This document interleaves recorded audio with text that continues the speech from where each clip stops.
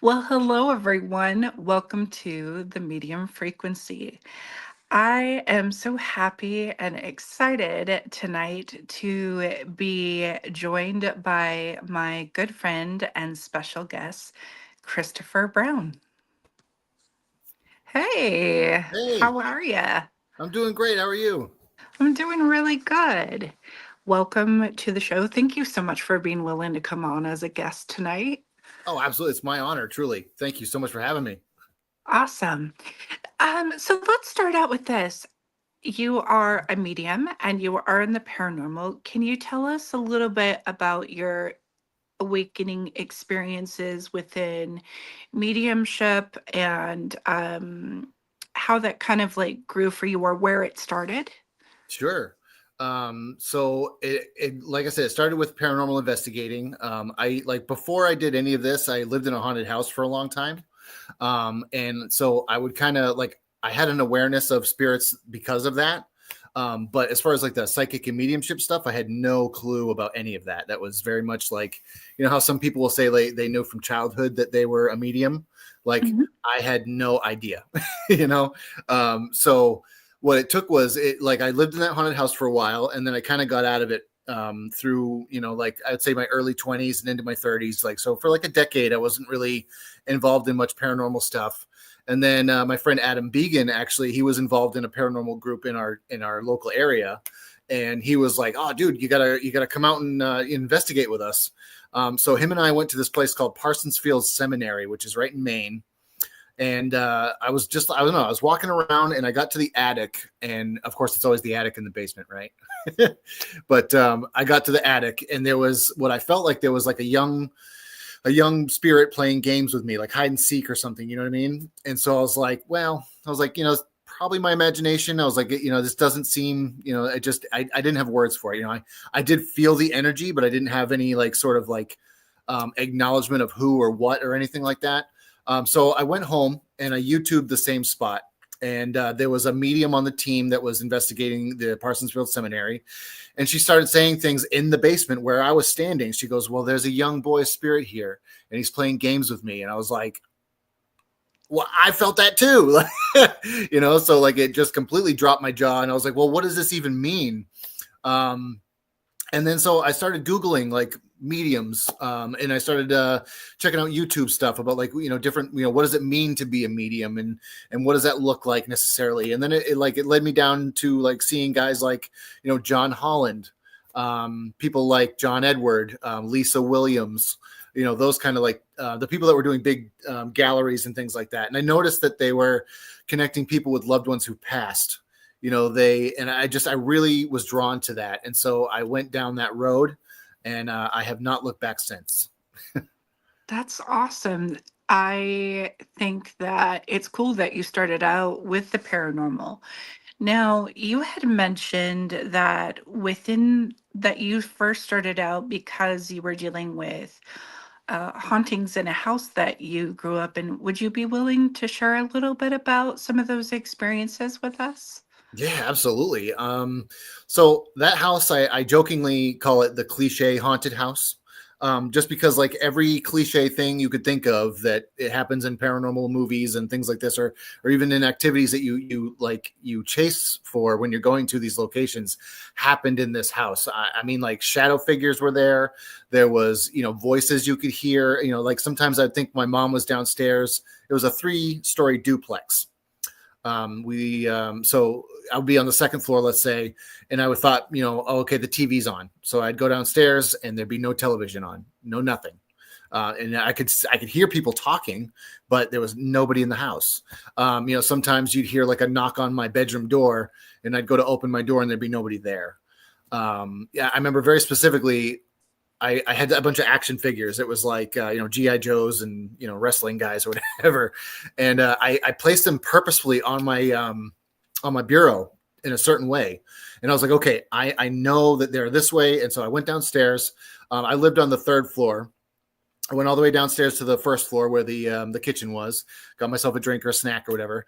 Came back upstairs, and sure enough, the action figures were all in a different area. They were placed in a different location. And like I said, I was the only one home, and like, I mean, people would come to my house and they would be like, I tell them, I'd like, look, weird things happen in my house. And they're like, okay, yeah, whatever. Cause we were teenagers, nobody believes in that stuff. Right. And if they did, they didn't tell me. But, so, my buddies would come over, and I remember one time my niece was very young, and she was still in a crib, and I was watching her. My mom worked nights. She was a nurse. My brother and sister were a bit older than me, so they were always out partying and stuff. So I was watching my niece, and my buddy Matt came over, and he comes up to the third floor. My niece's crib was on the second floor, and he's like, "Hey, who's standing over your niece's crib?" And who was in there in the room with her, And I was like, nobody's in the room with her, nobody. She's asleep, there should be nobody. And he's like, no, dude, I swear to God, there was somebody standing over her crib. And so things like that would happen all the time. There'd be things like on the top shelf of, in the kitchen or whatever, in the pantry, and they'd come flying off the shelves. Just crazy shit. It's like stuff I've been chasing ever since I've been back into the paranormal. And very rarely do I catch poltergeist type stuff. But I think that it was more poltergeist activity that was at that house when I grew up in. That makes a lot of sense. So, with your skill sets that you have been working on since that time, what are the different ways you connect with those that are on the other side? Meaning, um, do you see them like physical people, or what are the sensories that come through for you? Okay. That's an awesome question. So like, I don't see them how like I'm seeing you now. You know what I mean? I see them kind of like in my mind's eye. So I use clairvoyance. I use a lot of the different clairs. I don't much use like the smell. I think that's clairgustance, I think, if I'm saying that right. That's correct. What's that? Yeah, that's correct. I got it right. Okay, cool. Yeah. And then I think clairalience is taste. Again, some of the clairs that I don't use, I'm not too familiar with. But so mostly I'm very clairaudient. I hear a lot. I'm very clairsentient. I feel a lot. I'm very so clairvoyant, and sometimes they'll blend a little bit together. Sometimes there's some claircognizance where I just kind of know. But it really, I've found that over the years, it depends on the person I'm connecting with. So if there's a woman in spirit that was very visual, she might show me a lot of images, as opposed. And if there's a gentleman that didn't talk very much, he might give me more of a clairsentient feeling than him actually talking to me. You know what I mean? That makes sense. Those are some pretty cool skill sets to have, though. That some of those, like for me, like I'll see them, sometimes I'll hear them, and sometimes they'll send visions, but Yeah. I don't have the smell, or sometimes I get the taste, certain tastes, but not very often. With smells, it's very weird. It's like, so sometimes it'll be like, oh, I'll smell like Old Spice, or like I'll smell like some strong cologne, and I'll be like, or like a pipe tobacco or something, or like maybe because I used to smoke cigarettes, I quit now, but I'd be like, yeah, something smells like a Marlboro, and they'll be like, oh yeah, my loved ones smoke Marlboros. So, but it's very few and far between with the smells. Like I said, mostly it's I feel it, or I see it, or I can hear it. Awesome. So when you go to paranormal locations, what are some of the most memorable experiences you've had in a specific location, and where was that location? Okay. So there was one location, and this is something it's funny, as you were asking that question, I was bringing myself back to like, okay, what are some of the places I've been to? And I've been to some cool places, but I forget sometimes some of the residentials that I've gone to just because I haven't done them in a while. But there was this one residential place in South Portland, Maine, and I will never forget this. There was a darker energy there, right? And there was these people renovating the home. And as I'm sure you know, renovations can stir things up, right? So there was these two guys, they were renovating the home. They wanted to be involved in the investigation with us. One of the gentlemen was really spooked. Like he was really freaked out. He was not having a good time. And I remember I told him, I said, hey, look, man, like there's strength in numbers. Okay. Stick with us, make sure you stay with the group and you'll be okay. Okay. And he's like, all right, I will. So then the night progresses a little bit. We end up going down into the basement. and we're doing a spirit box session. And all of a sudden, the spirit box goes strength in numbers, and I was like, really? I was like, that okay. I was like, well, where's the guy? I was like, where's that guy who we were connecting with or whatever, who was really freaked out? He wasn't in the group. We turned the lights on. He wasn't there. We're like, well, where'd he go? Where is he? We go back upstairs to the living room, and he's in the fetal position, rocking back and forth, saying, I don't want to be here. I don't want to be here. I don't want to be here. And that really, like, I'm getting goosebumps just thinking about that. That really freaked me out. It was like the spirits knew that I said that to him, and then for whatever reason they drew him away from us, and they must have spooked him really bad because, like I said, he was flipping out. We ended up getting him outside, getting him grounded, getting him some Reiki, some healing, and just to kind of calm him down a little bit. And he was okay. But that stood out very, very vividly in my mind, that the fact that I said that to him, and then the spirit box said it back, and he wasn't with us. That was really weird. Yeah, but that is really cool that it came through the box in that way so that you Mhm. would know to look for him. Absolutely. And it makes me wonder, if that was more of a happy or a pleasant spirit, maybe a guardian or a guide of his that was like, hey, go check on him, as opposed to a spirit in the house. Because what was in the house was not very friendly at all. You know what I mean? So Speaking of that, what has been I would say, like, within the different locations that you have been to, what are some of the locations that you have found immense healing in when you've worked in a place? oh man, that's an amazing question. So again, I would have to go to this residential place that we went to. Um, I forget now where it was. It was in Maine. I was with a friend of mine. Her name is Billy. She is a many generational born witch. So she learned from her mom, who learned from her grandmother, et cetera, right down the line for a long time. But we went to this home, and we found out that through our investigation that there was an aunt at this location that was basically like harnessing or summoning these evil spirits to try to harm her family. Right. We ended up doing a protection spell, and we ended up doing some sort of a Billy would know better what I was talking about because she did the ritual. Right. But we did this ritual. We did this thing to kind of help heal the home, help cleanse the house of the spirits, and kind of remove any sort of negativity because this new family moved in, and there was a lot of weird stuff happening. As a matter of fact, when we first walked into that house, we were talking about ways we were going to get rid of this negative energy. And her and I both heard a little girl go, "Don't do that." And we're like, oh my Mhm. God. Like, I'm getting uh, chills just hearing that. oh my God. And we both like our eyes widened, our jaws dropped. We were like, did you hear that? And I'm like, did you hear that? And we were just like, holy shit. Like, what the hell was that? And so that really freaked me out. So again, back to what you were asking about, what really freaked me out. That was one of them too. But ultimately, what we did was really we put a lot of protection around the house. We cleared it of the negative energy, and the homeowners were able to move their children in, and they to this day have been living just fine, no problems at all. So I really feel like that was a win. That's amazing. That's Thank really you. cool. It's good when we can actually, help in a positive way and impact in the community in those ways. I So, agree, absolutely. yeah. Let's see. What are your thoughts on portals and ley lines and how land affects a location when a new home is built on a spot? That's an awesome question. So I have to be honest. I don't know much about ley lines, right? What I do know is that they do affect paranormal activity in some way. As far as portals go, I have been to locations that claim to have several different portals. Again, I don't know enough about them to give an honest answer about them. I can't say whether I've genuinely run into them, but I feel like they could, like, what my interpretation of a portal would be that a place that spirits can come in and out. Like if they lived at, like, okay, so for example, there's a place called the Vassalboro Mill where Parafest, Maine used to happen.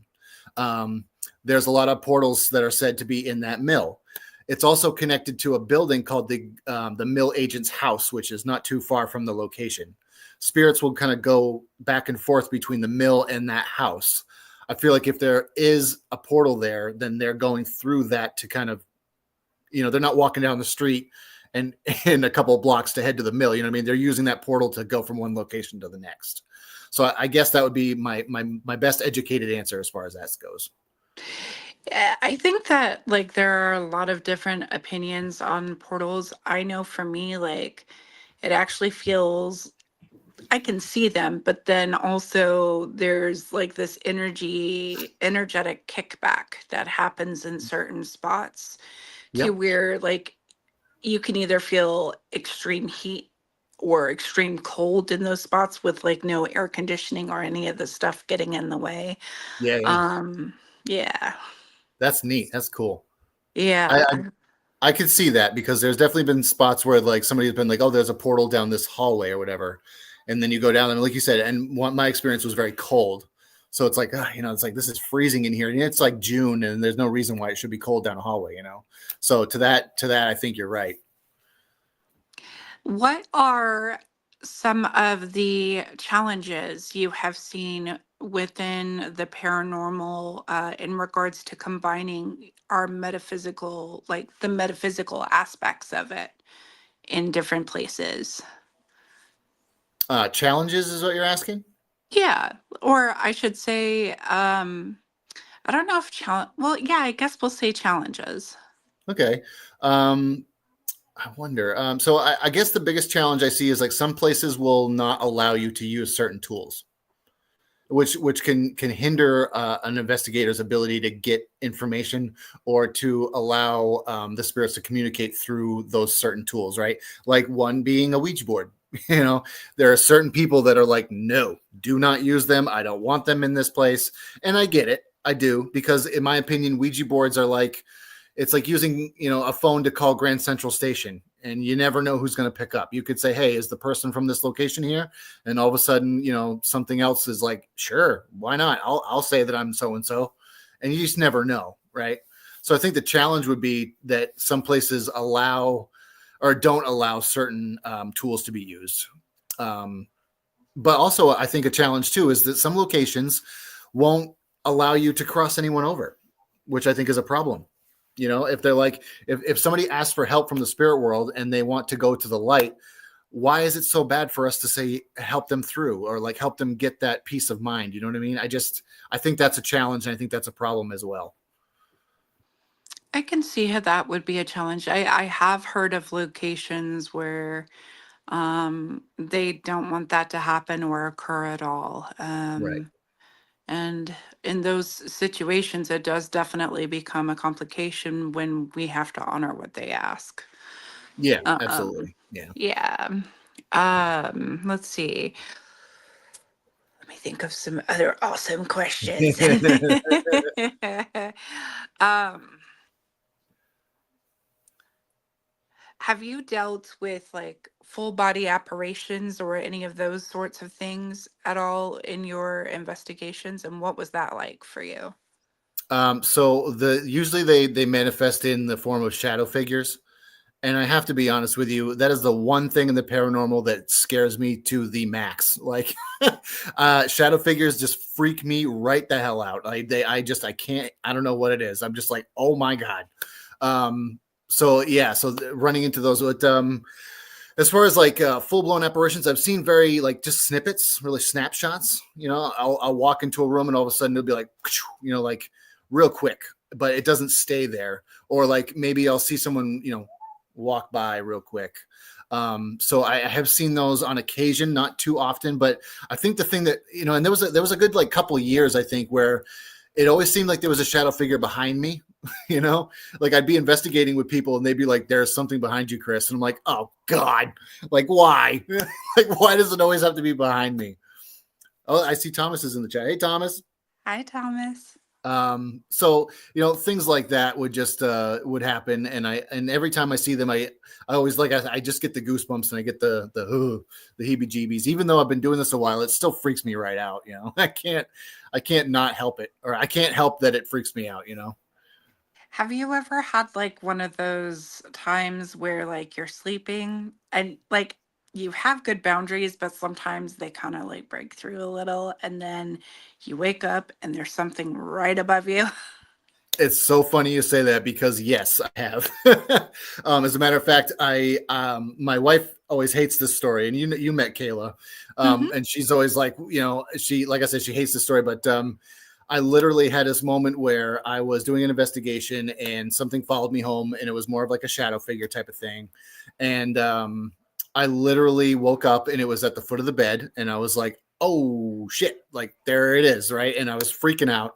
And so at first I was scared. And at first I was like, wait, no, wait. I stopped and I thought to myself, I was like, no, this is what it wants. It wants me to be scared. It wants me to react because what I was picking up on was that it was more of a negative kind of an energy. So I flipped the script a little bit and I was like, ah, I was like, you know, you're so kind. You followed me home. I was like, what a great energy you are. I was like, I love you for that. You're such a good person or whatever. And it like recoiled and then left, you know, because it didn't vibe with that positivity or whatever. So like I said, I tried to change the narrative, and it ended up freaking whatever it was out, and it left the situation, which was nice. But yeah, I've had moments where I didn't protect myself as well as I should have, and something followed me home. Yeah, it was interesting because I had a situation where an item was gifted to me, and this is like when it was newer. I was newer to the paranormal like field, Mm-hmm. and all of a sudden I woke up with this man, and it literally was like it was coming down from the top of my bed. Oof.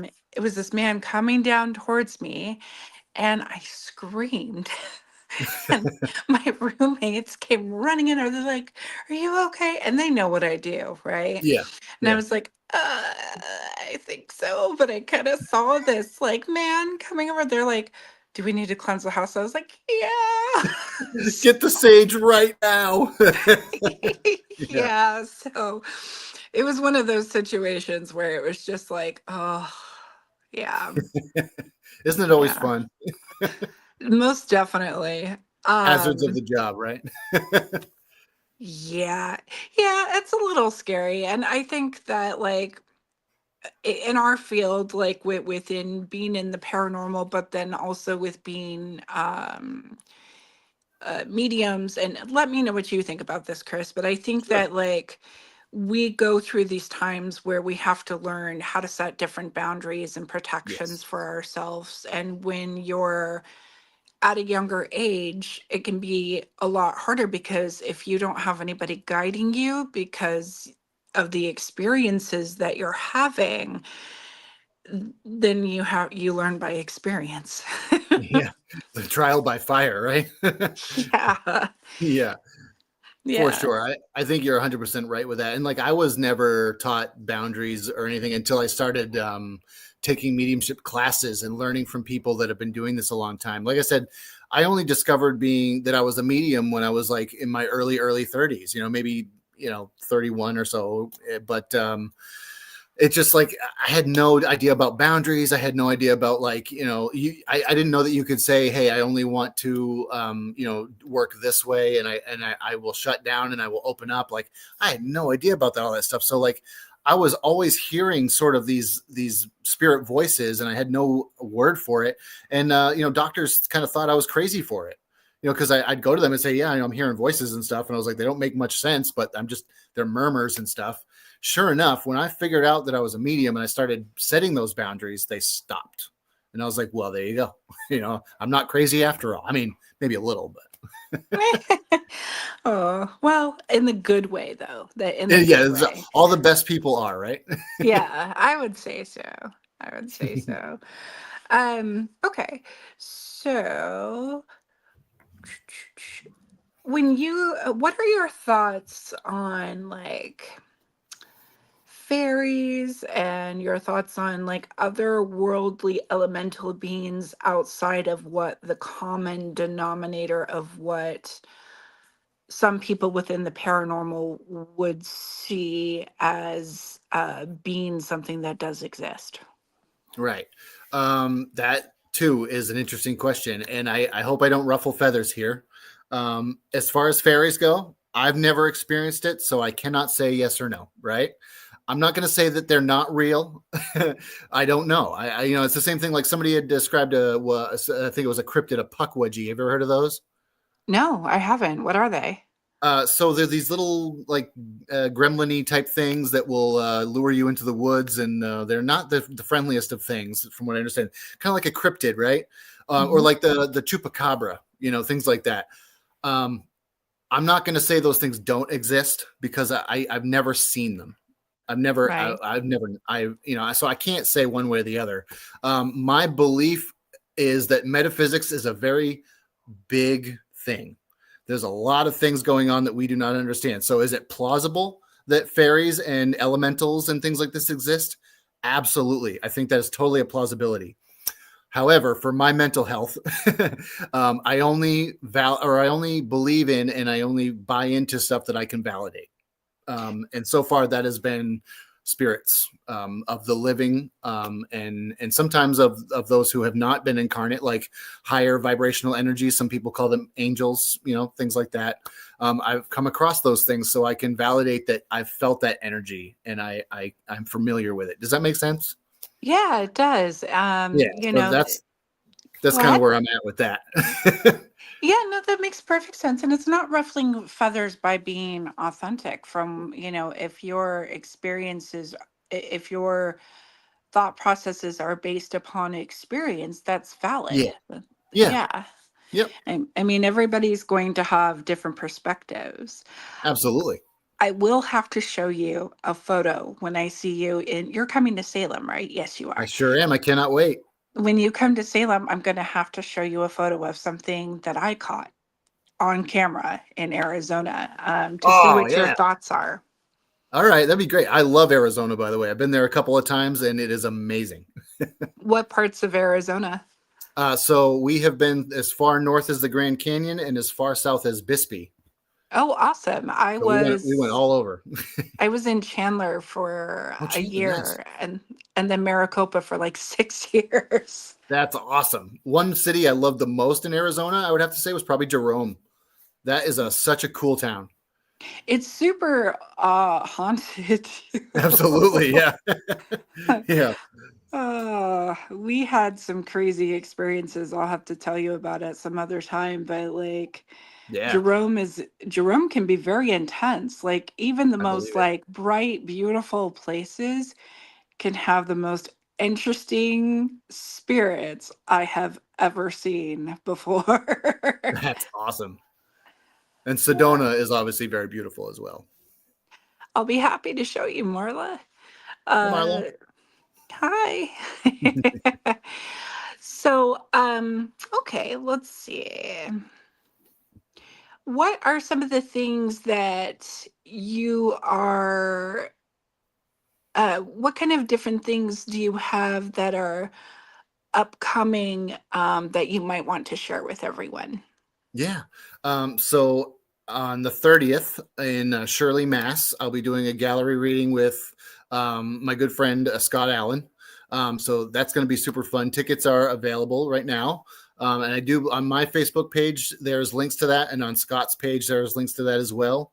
Let's see. I have my phone here, so it has my schedule.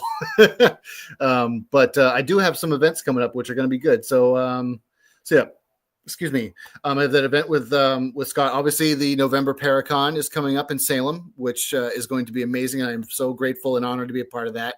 And I can't wait to see you again in person, which will be awesome. Let's see. So Salem, let's see.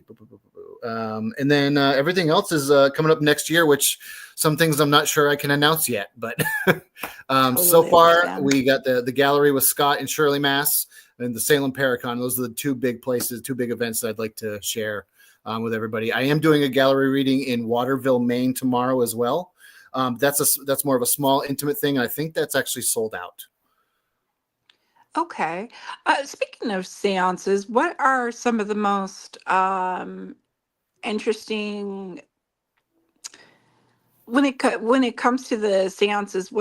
Some of the most interesting places you've done seances in? That's a great question. So let's see. So, well, interestingly enough, the Conjuring House, I have to say, would be an interesting place to have done one. Done one there for. Let's see. Well, so I did one in this place called the Sayre Mansion in Pennsylvania. which was in this room in the basement. Have you ever heard of that place? No, not yet. Oh man, so it's in this town called Bethlehem, Pennsylvania. It's super cool. I've heard of And Bethlehem. yeah, Bethlehem's a very neat town. And in it, there's a place called the Sayer Mansion, which is a very beautiful place. And it's funny, we were in the lower levels, and I have my those pop up banners that we use for fairs and stuff. Hmm. We were doing a paranormal fair. This was before the gallery event, but it had been up for hours. I placed it up, and it was just sitting next to me. There was no one next to me at all, and all of a sudden, just goes boom and just slams shut. I was like, whoa, like that spooked me.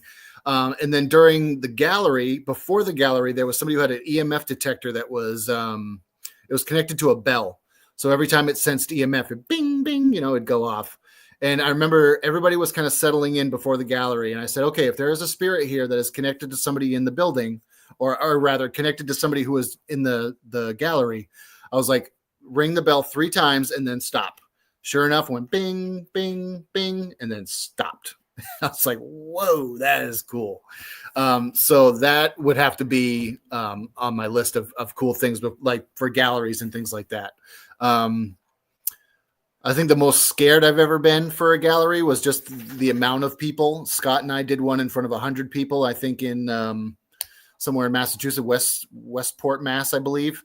And that was nerve-wracking, just being in front of that many people and then relying on to the hope that spirit comes through for them was terrifying.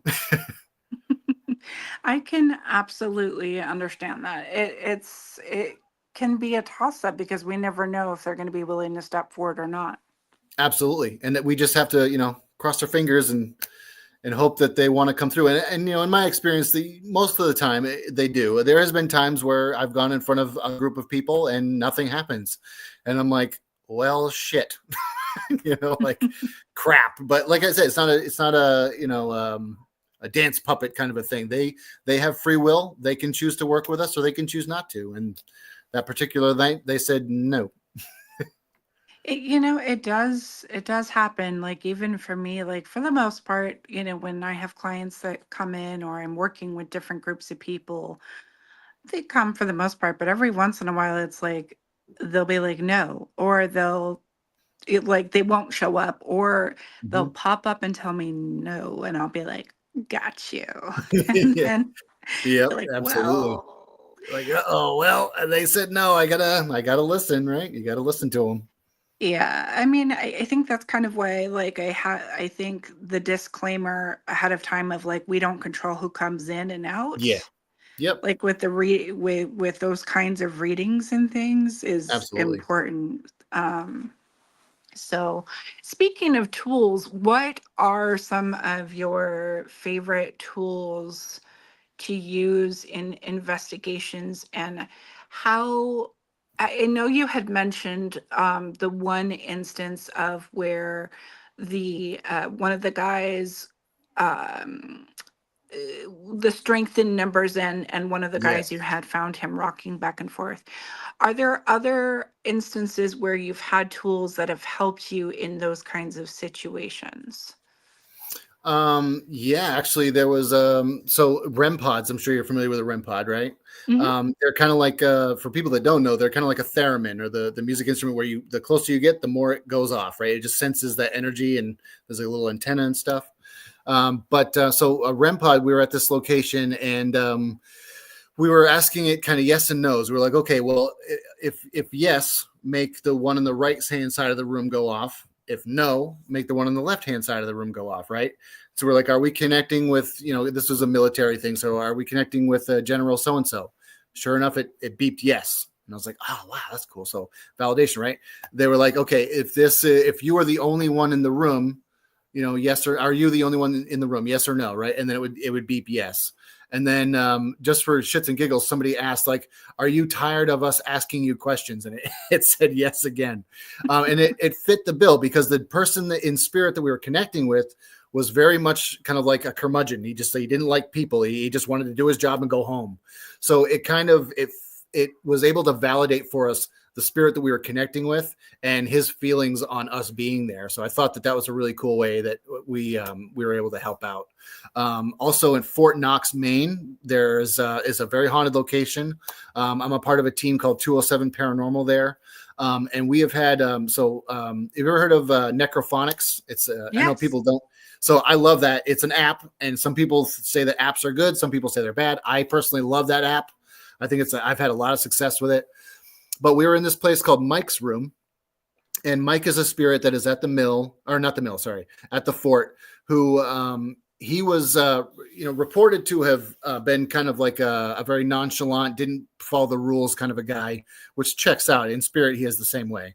Um, but in life, the way he passed was he was on his break and he was smoking a cigar in the powder keg room. And they were like, hey, you shouldn't be doing that. There was other people around. And there's actually newspaper clippings of this event. So that it was able to be validated. But he didn't care. He jumped up on one of the powder kegs, tapped his cigar out, and kaboom, he blew up. We were talking to him through the Necrophonics app, and he was like, we were like, can you tell us your name? Who are we connecting with? He go, Mike. We're like, all right, Mike, what would you like us to do right now? And he's like, sit down. And it's like, and for the longest time, he always asked us to sit.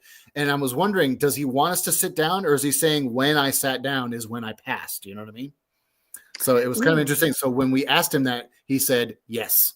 And I was like, oh, wow. Okay. So that confirmed and was able to validate for us our feelings around that subject. So in those ways, the tools we used really helped us a lot, which I thought was cool. As far as the apps go, I absolutely love Necrophonic. Yeah, I me I too. think that I recommend it to everybody. Yeah, same here. um, what are what are tools that you find aren't as useful for you? I know that different locations definitely have like different things that'll work, but what are some tools that you're like, yeah, it's not really for me? Honestly, dowsing rods have never been something that has clicked with me. Pendulums have also never been anything that has ever clicked with me. And that's just me personally. I've seen other people use them and they've worked fabulously. And then I go to hold them and I'm like, well, shit. Just nothing seems to happen. I don't know. I just, so those are some of the things that I don't personally use. I've seen other people use them and they've worked great, but just me, for some reason, I'm just not a dowsing rod or a pendulum guy. That makes sense. With the pendulums, I worry a little bit too much about my hand being a little bit too shaky. Yeah, me So, too. unless it's attached to one of those things where, like, it can be pushed, you know what I mean? Like the Yes. ones that have the hooks where you can just hook it on and then it Yep. moves. Yeah. That's cool. And then for me, I have dowsing rods, but they're not really my thing either. Like, Is I that have a yeah? respect for them though. Yeah. Yeah. Same here. I totally. I've seen them work with people, and I think they're awesome for those that they work for. But yeah, like you said, I have used them, and they're like, nah, that's not my skill set. you know. Yeah, and REM pods are cool. I've had some Yeah. pretty incredible experiences. They're super loud though. Oh my gosh. They can get quite obnoxious. Yes, they can. But it's cool, like because then you're actually getting verification, especially if you're a distance away from where the REM pod is and it's Yeah. going off. Like I've had some crazy things where like it'll tap the ghost will like tap or the soul will tap. I should say the soul will tap, the different things. And it's just like, oh, that's so cool. You use an ornament holder? See, Oh that's a yeah. good Okay. Yeah. idea. That is a That's a good good idea. idea. I don't know. Maybe I should give it a try again. I don't know. Yeah. I mean, because we use pendulums for, things outside of the paranormal field and in the metaphysical world, of course. Right. Yep. But everybody has their divination tools that work for them and don't. So, Yep. That's right. yeah. Um, I have like a million questions and they're like swirling all around in my head. I'm just like, please let me just pick one. Yeah. Just Um, yeah. oh,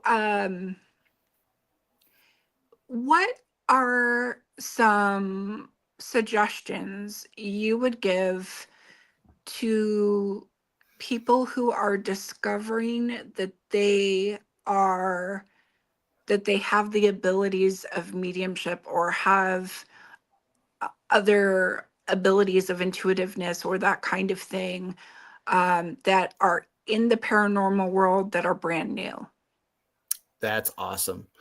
So what you're asking is, what advice would I give to up and comer mediums or psychic people that are in the paranormal right now? Absolutely. So I would just say, the first and foremost, and like I said, this is just my opinion, and this is just where I'm at. But validation or mediumship without validation is just imagination, right? So validate the things you're getting, validate the things you're picking up, because otherwise you don't know whether you're just making it up or not, right? And when you do validate it, that boosts your confidence, right? And I will say this: if you're in the paranormal field and you're a medium and you're connecting with somebody's loved one, for example, during a reading, and somebody tells you no, please, please, please do not let it devastate you, because it used to devastate me. And I'd be like, well, I should know these things. I should be able to connect, and I shouldn't be able to hear a no from the other person. The fact of the matter is like, we're not going to always get it 100%, right? But what we can know is that spirit is always going to give what is best for the other person, right? They always have our highest and best in mind. So let's say that if I said to you, I have a woman coming through and she says the month of November is important. And you say, well, I don't think the month of November is important for me. I can't think of it. And then like 2 weeks later, you're like, well, my birthday's in November, you know? So it's like, just because in the moment you didn't realize it doesn't mean it's not valid, right? And I would also say, don't give up. Keep going no matter what. Just keep honing your craft, keep learning, never stop learning. We are always students, we are always learners. We are never going to get up to a point where we've learned it all or we know everything. And just kind of be open to all modalities as well, right? If you find that someone says you can only be clairvoyant, I would steer clear of that, because you might find that clairsentience is more your thing, or maybe you have multiple clairs, so always be open to all the modalities, always be open to the validation that you're getting, and never ever give up. That's great. That's excellent advice, I think, Thank you. for anybody coming into the new. Part of it is also that sometimes people, when they have like newer gifts and that kind of thing, they don't always have the best direction when they first enter the field. Yeah. So, what are things that you would recommend specifically for those whom are looking for the right type of, or let's, I don't even know if the right type is the right word. Hmm. What would you recommend for those whom are wanting to do this kind of work in the field in regards to like making sure that they're picking the right people to work with that works with them? There we go. Yep. That's what I was trying to get at. No, that's also that. Yeah, it's also a great question. Just find people that aren't leading with ego. Find people that are doing this to genuinely help not only the people that are living, but those on the other side. There is so much healing that can be done for the living, but there's also so much healing that can be done for those who are in spirit. So I think that finding people that are just authentically themselves, genuinely trying to help and be, progressively moving things forward. Even if it's just on a research level, maybe you have people that are more researchers than mediums. Embrace those people and work with those people as well, because there can be validation within that for you as well as them, right?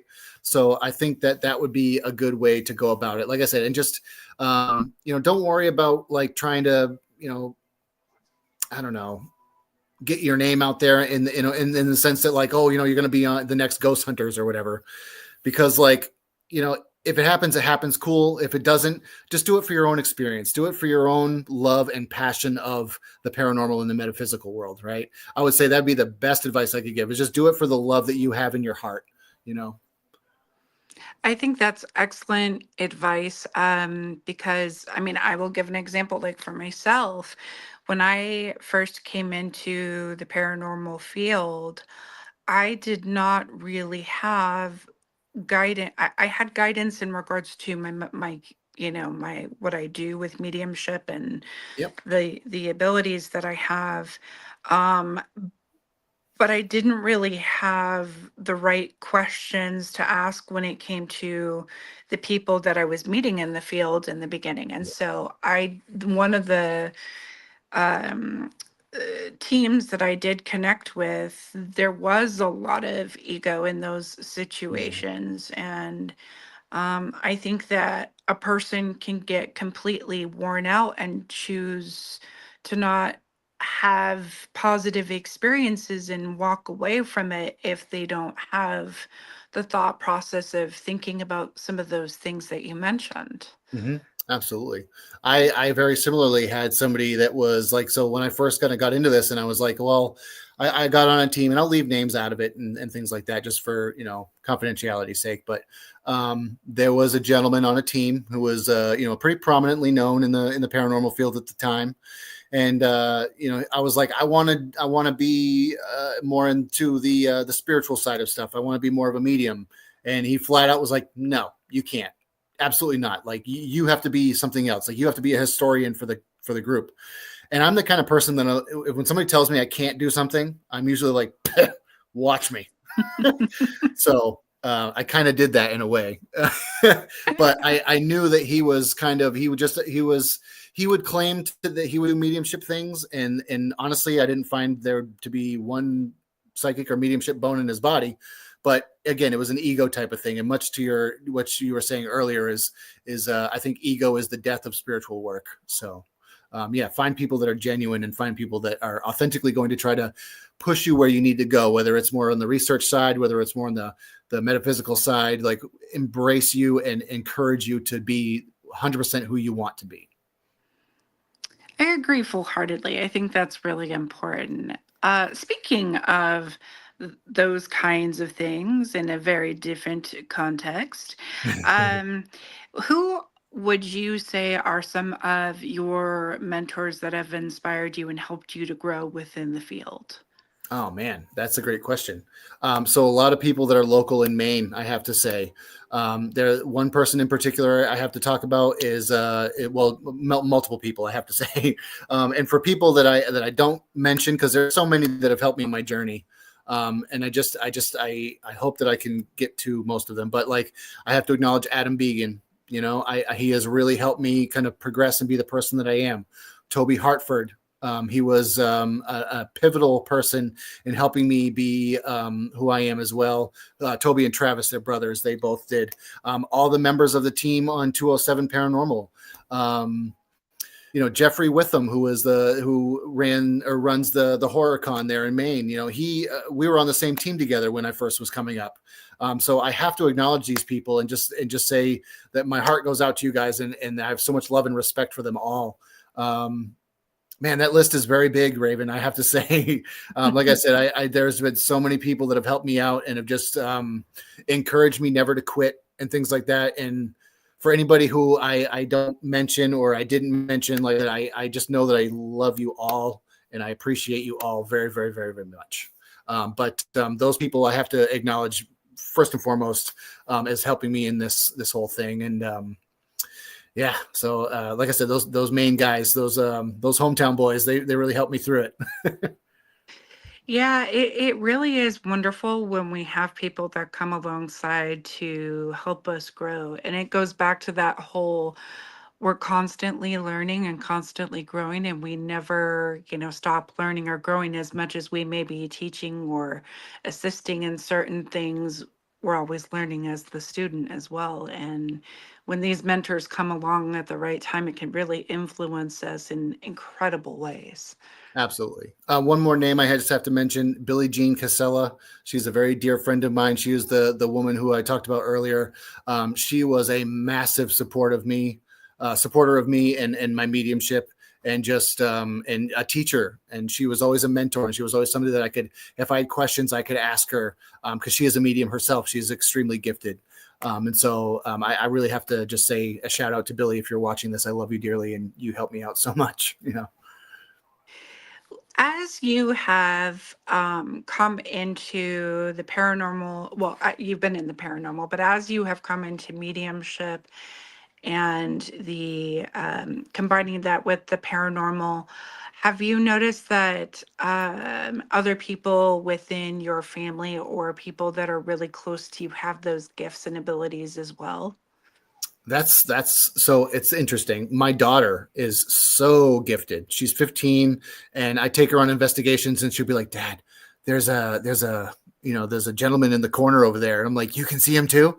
And she's like, "Yeah." And I'll be like, "Well, how old is he?" So I'll pick her brain a little bit, and she'll give me this stuff, and like it'll be a place that I've already been to before, and I'm seeing what she can validate for me, right? And she does it, and I'm like, "Ah, kiddo, like that's amazing," My wife Kayla, even though she says she doesn't have a psychic bone in her body, she is very gifted and very intuitive in her own right. So things like that. However, on my mom, my brother and sister, nothing. Right? They, and as a matter of fact, they don't even really believe in what I do. Like they kind of think it's all horseshit, and it's too bad, but it's okay to be wrong also. Yeah, yeah.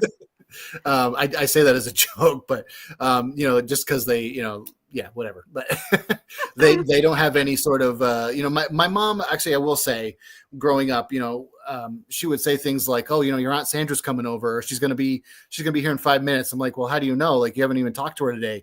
Sure enough, boom, boom, boom, and my Aunt Sandra's there at the door. Or like, when my grandmother died, she's like, your grandmother's not going to make it through the night. And there was no reason for that. My grandmother died very suddenly, very out of the blue. And I'm like, "Well, what makes you say that, Mom?" She goes, "I don't know. I just have a feeling," right? Next day, we woke up and we got the phone call. My grandmother had passed. So I think that she is very much, she doesn't have a word for it. And matter of fact, she told me that she saw a psychic when she was younger, and they scared her. They said things that were really not beneficial or helpful, and it turned her off from the whole thing.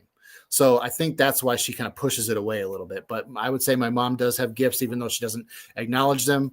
And my brother and sister, they're not a thing. I'm actually really surprised because I always like within being introduced to your wife, like I always thought she was psychic too.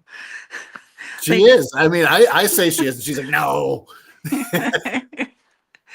and it's interesting that you bring up kids with those gifts Mhm. because I think there are, and it is fair to want to make sure that the kids are ready for different kinds of things with growing and whatnot, and to, if the parents are okay with it, to make sure that they're learning things. And but I think a lot of children are definitely very, very much awake, including my own. Yeah. And there is a need for classes that can be presented for some of the, like, even just very basic level Mhm. protection, basic Yeah. level understanding some of the basics Hmm. is like super important, and I don't see enough of that in the field. Like, I'd like to actually kind of see that a little more. What are your thoughts on it? I think that would be fabulous. I think that'd be a great idea. And I think that, like, children especially, they haven't had their whole lives of people telling them that the metaphysical is not real. You know what I mean? I think that, like, so much of our lives are based on like what is here and now, and that so many people over time, especially me, I remember, as a younger child being like, "Well, I feel this or I see that," and no, no, that's just your imagination, right? They blow it off like it's nothing. But if we were to embrace those things and teach these children how to harness it and to use it to their advantage, would be a very, very helpful. And also, for certain children, maybe they're experiencing like I was experiencing, like voices in their head, and they think that they're crazy or schizophrenic or something, and really they're just picking up on the voice of spirit, and they don't know how to control it. So I think that would be so helpful for children to be able to kind of learn what's going on and be able to kind of use the faculties in their minds to control what's happening and just help them with their own spiritual and emotional development, and just let them know that, like, the magic in the world doesn't go away, it just changes a little bit. And I think also it varies from place to place as far as the experiences of like Yeah. how things are accepted or not. For example, in Utah, it's just more restrictive there, and my children are not afraid to say who they are. And some of the things that I would want, that I want to teach them and integrate with them, and I have been teaching with them, there aren't any other teachers out there. And it makes me think, oh man, there's got to be at least some basic level things that we can do to help our, the younger ones in the community as well. Absolutely. Yeah. I think there Yeah. should be more of it for sure. Yeah.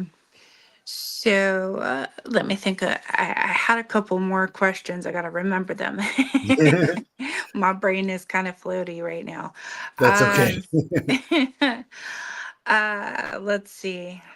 What are some places that you are really looking forward to going to, paranormal wise, in the near future that you have not been to before? Ooh, okay. Let's see. That's a great question. Um, well, so funny enough, so places I want to go to, but I'm not going to necessarily. One place would be the Queen Mary. That ship seems like it's a really, really haunted, you know? So I would really like to go there and just check that out.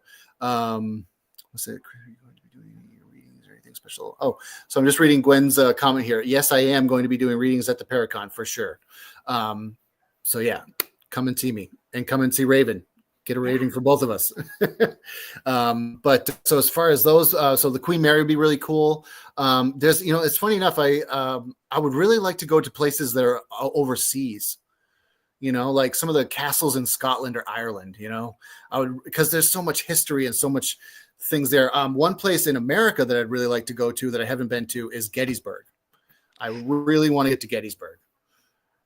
That place is so haunted. I have heard. I've heard.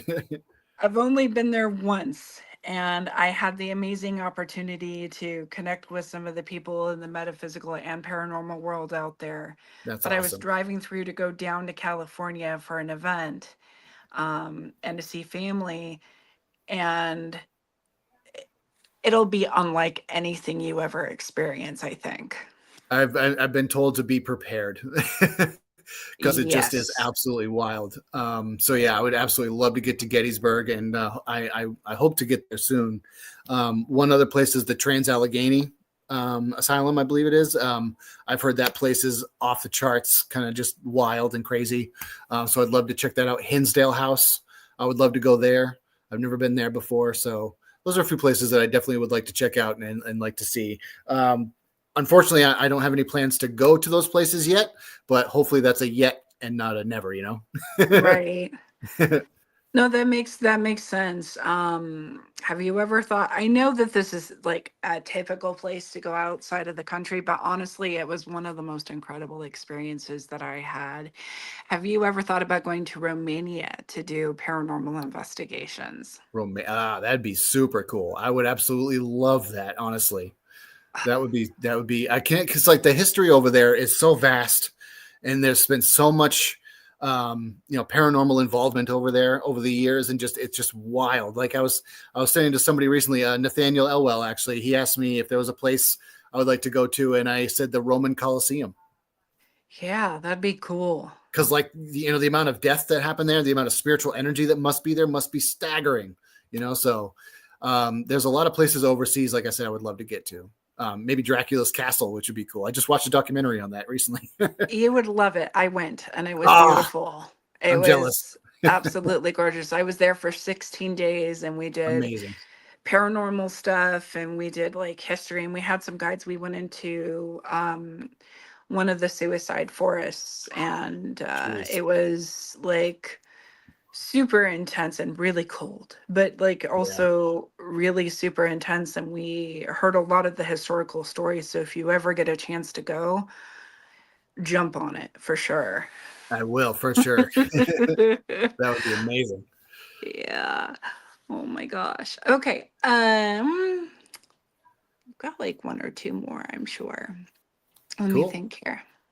This has been Thank awesome. I you. can't thank you enough for having me on the show. This has been a great talk. I really enjoy it. I really am so happy that you came on the show because I can just, meeting you in person, I saw the genuinity and I knew you were coming from a space of um like unconditional love when it comes to the field and when it comes to the people that you're working with. So Thank you. the energy is was definitely very apparent, and that's the kind of people I want on my show. So Oh, thank you. That really um means a lot to me. Thank you. yeah. Let me see. What was the other question I had? I had a really good one. Sorry, I didn't mean to distract you there. No, no, you're totally good. Um, we should collaborate on some things, but I'll talk to you about that later. Yes, Um, I fully agree to that. yeah. It's funny. I'm actually wearing my Salem hoodie. Oh, yay, yay. Now when you come out for the Salem Paranormal Conference, are you going to be staying for a couple of days, or are you just coming down for the day? That I don't know yet. I would assume we might be staying down for a day, at least a night, and then maybe heading back the next morning. I'm not sure. Okay. I will let you know for sure what we decide on that one. Okay, I'll message you and Kayla about that. Yes, please do. um, I guess the final question for the night is um,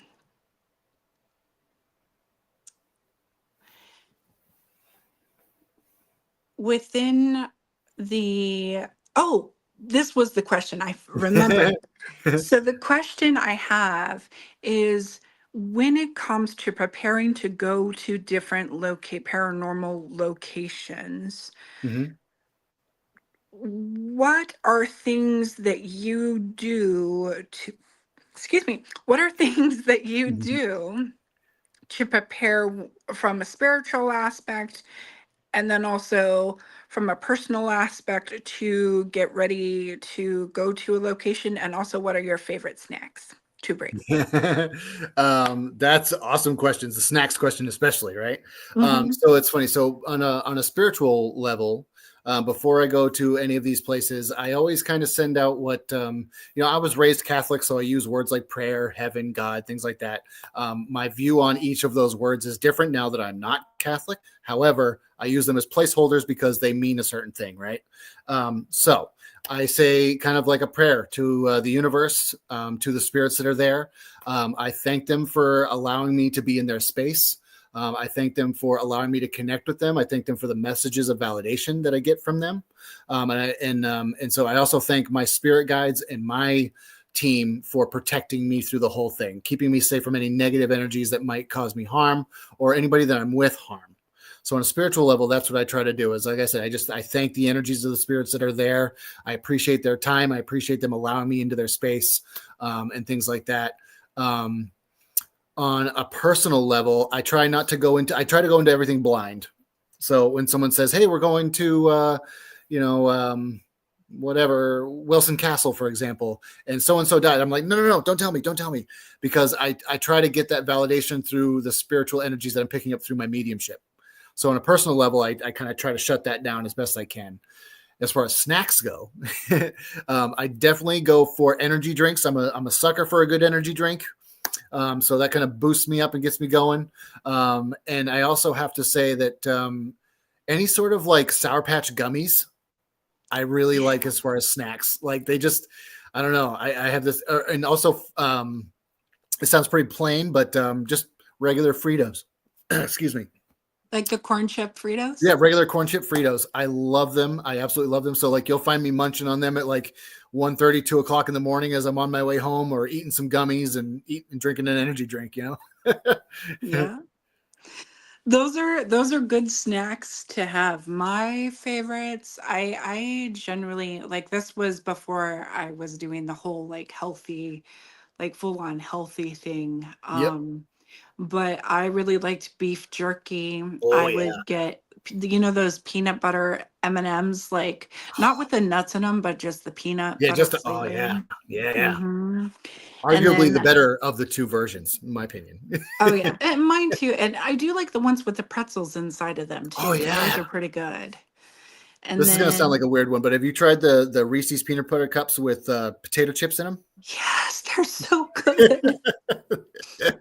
I'm sorry, especially if you're on a health kick. I don't mean to bring that up, but Oh, I've well, tried to cut sugar out of my diet quite a bit, so those are kind of off the table. But it's one of those things where, like, I think casually it's a good thing, but yeah, like for right now, I may have to bring carrots and other things with me. nothing wrong with those either. Yeah, yeah. But Gwen, do you want to go ahead and come on up? Hey guys, good show. Good show. Thanks. Now, wait a minute. Something has potato chips inside of it. I was listening and I was like, So what yeah, is that? Reese's peanut butter cups. They With have a potato version chips. that they have like Lay's potato chips inside them. They're wild. I will be trying those tomorrow. Thanks. I'll blow I'm all my sorry, diet but also stuff. you're welcome. Well, I was asking, what were you going to be doing just to kind of promote yourself at in Salem at the Paracon? Yep. So I'll be I didn't doing. know. I didn't know Oh, if go you ahead. at your table, if you do readings or if you do kind of, some people do readings, but they do other stuff too, and different, everybody's different. So I Yeah. was just wondering. Yeah, so I'll be doing readings at my booth. I'll also be selling copies of my book. I will be selling bracelets that I make. These little, they're stone. They're kind of like some of them have, like tiger's eye in them. Some of them have hematite in them. I make them all personally myself, Oh, nice. and I infuse them with kind of Reiki energy and just kind of intention. So some of them I make for like loving yourself. Some of them I make for being more vocal, because they're like soda light or whatever. That's more for like speaking your truth. It also Right. goes along with the throat chakra. So my book I have copies of. It's called I Fucking Knew It. You can buy it at my booth. I swear the name sells more copies than anything. Yes. Is it on and Amazon also for people that won't get to come? Is it? Yes, absolutely. It is on Amazon. Yep. Amazon. Okay. Yep. And so yeah, I'll be offering those at my booth, and it's gonna be good. It's gonna be a good time. Well, you make sure you stop by or look at me and go, come over here. So You bet I will. Because there's so many people, You. and I'll hopefully, Thomas, if you're watching, I want to sit next to Raven again. Thank you. I was thinking the same thing. It would be nice if we were. Yeah, we sat it in Connecticut together, and it just kind of clicked, and we talk almost every day, I guess. Yeah. Now, so not just the producing part, but I consider us good friends now. So I hope that was the one in Waterbury. Is that right? Yeah. Yes. Yeah. Yes. Yeah. We So came that from was South where. Carolina. Yep. So Waterbury, Connecticut was where Raven and I first actually met in person. It was funny. We were both we were sitting across from each other, and we were both like, "Ugh." It was warm in that gym. We were sweating, and I did speak to you, but I tell you, it for a while there, it was like so many, and then somebody would grab you, and then come over here and do this, and then I apologize to anybody I didn't get to, because I had told Raven I'm gonna try to speak to everybody and get like a selfie and just say hey and kind of mingle, but it was so hot I kept having to go outside, and then the fan, it was crazy, but I loved it. I loved it. It was worth driving that way. Did you get a tattoo there? Either of you? Did either of you get a tattoo there? I wanted one. So I got. Can you the little ghosty? Can you see him? Oh yes, yes. I want love one it. bad. I want a little ghost, or so. I actually want a medicine wheel. Nice. I recently, in the last couple of years, found out that it was always rumored that some of our ancestors were Native American. Well, I did the DNA thing, a trustworthy one, and I found out that I, in fact, do on both sides. But I don't. One side I know which one it is, and one side I don't. I've joined a tribe, and I'm trying to get to that part. I know I'm the whitest chick on the planet, guys. I know it. I have the freckles and the light eye. You can't see them, but you'll see them. The light eyes and all that. Yeah. But I promise it's there, and I'm trying to embrace it. And I recently awesome. did my little journey where a friend of mine, Resnick Calkins. We went from Wisconsin on the Mohican Reservation. We went to South Carolina and just traveled and went different places, investigated. It's going to be a docuseries if I can ever get everything together. But I'm trying to embrace it because I know awesome. now for sure. So that's what I want. I want a little medicine wheel, but I do want a ghost too. So at Gettysburg, you will love it. Oh yeah, I cannot wait.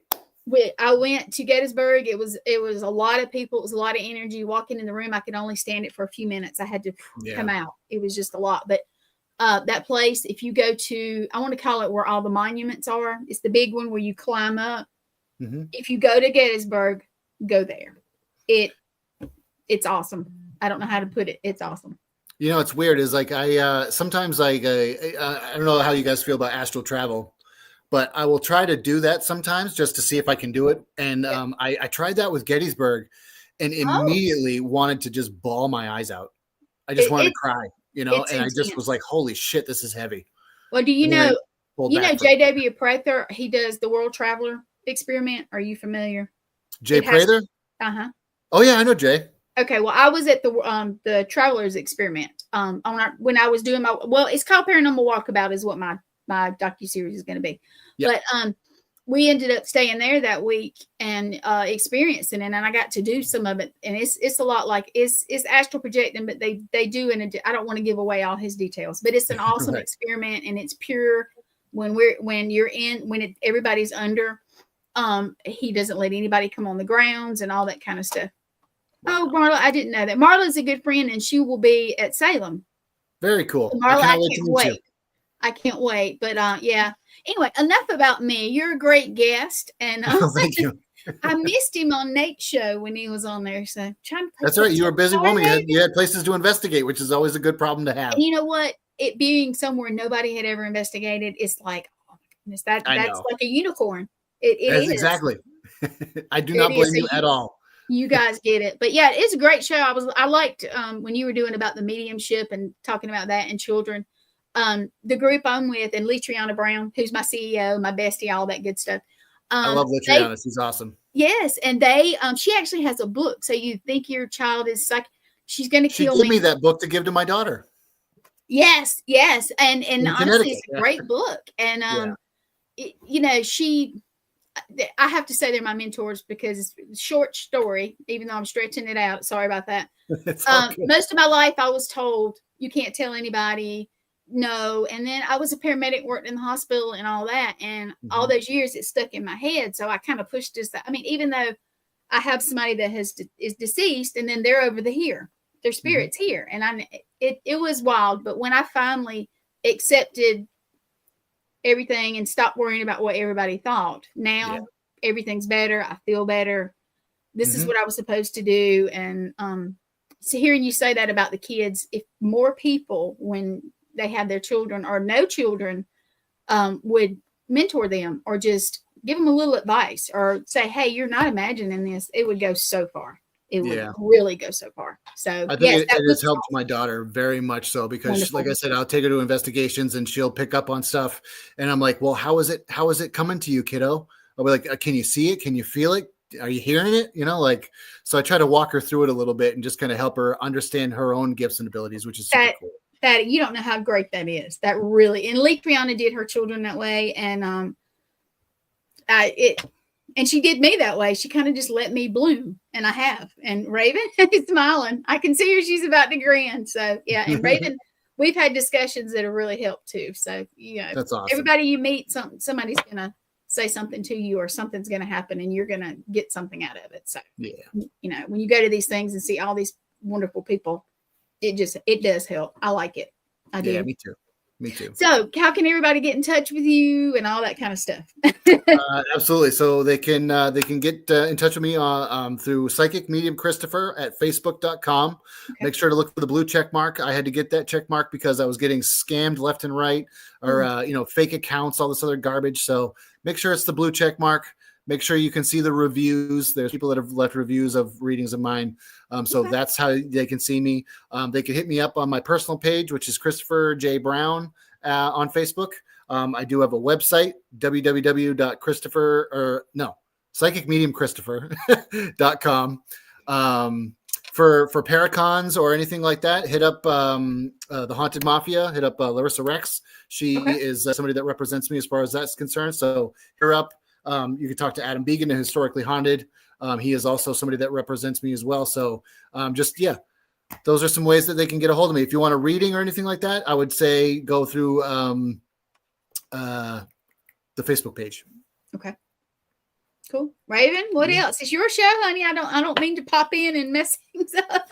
I'm just really happy right now. That's all. I'm just enjoying myself. I really appreciate you coming on, Christopher, because it's nice to have that authenticity, and to be able to hear your perspective on things. And yeah, I'm just happy listening to the two of you talk right now. Well, thank you. I'm chilling. Yeah, she's feeling it. I'll give it away. She's taking a mental health day for herself, and I love That you it. got to do that. I like. She's gonna get in them bubbles in a little bit and just sit back. Take, I would say have a glass of wine or a martini or something. I can just see a little something, and a coffee or something, whatever you like, girl. There you go. Yeah. I'm going to do the same thing. I have some CBD gummies waiting for me, and I'm going to just watch a movie and just chill out. There That you sounds go. good. He's gonna what do you call it? Not Netflix and chill, but Netflix and veg. Netflix and veg. There you Yeah, go. that's right. That's right. I'm going to pass out watching Netflix. They're going to say, "Are you still watching?" And I'll be like, Somebody will be like, "Nah, he's not watching "Yeah, anymore." nope, he ain't watching nothing. He's asleep." All right. Well, you know what? I think you're a great guest. If you Thank want to you. wait, I'm gonna take you off for a minute. If you want to wait, so Raven can close out, that would be awesome. Absolutely, time. you got it. Okay. You have such great shows, girl. I tell you, they get better every single time.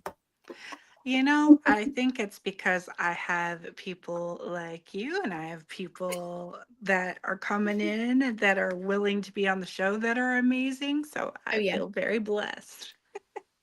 yeah. Marla, you wait till you meet her. Sweet, just so sweet. She's going to be with us. So it'll be so fun. So tell us, or can you tell us who we're going to have next week? I want to confirm with the next guest before I Right. announce. Right. So we will make that announcement within the next few days, but we will be having our show Monday, 9:30 p.m. Eastern EDT There you go. every Monday. All right. Well, you just tell everybody good night. We're going to get out of here, and thank you guys for viewing. All right, everybody. I hope you have a wonderful evening. And remember, in those moments where you feel like you are having difficult times, to just breathe and remember that your spirit team, your guides, your ancestors, they're all behind you, supporting you, cheering you on. And with that being said, have a good night, everyone.